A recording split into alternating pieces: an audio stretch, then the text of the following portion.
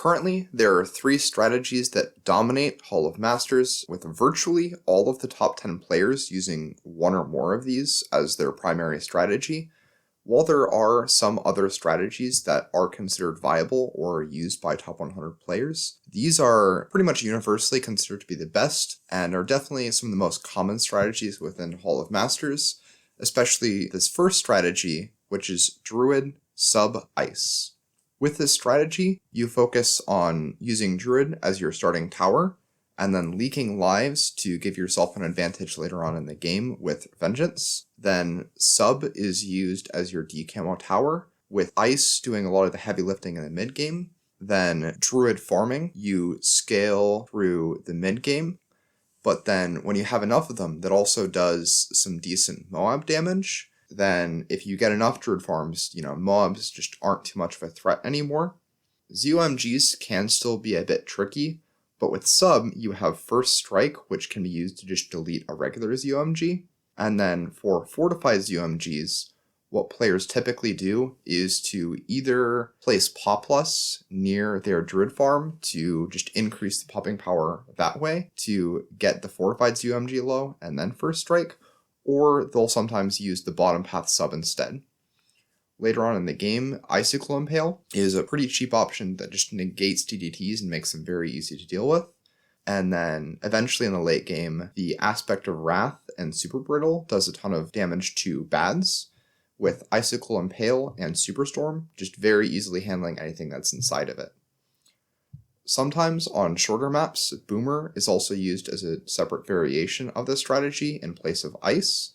And for this, instead of getting Ice, you normally get Morglaives, and then against Moab types, like a ZOMG, you have Moab Press instead. The only problem with this strategy for the Boomer variation is that you basically need Permacharge for DDTs, and you really need Superstorm for round 28, or eventually, even Permacharge will just be overwhelmed. The next strategy is Dartling NG Heli. You use a base 0/0 Dartling, and then just use that to help protect yourself in the early game as you get an Engineer's Trap.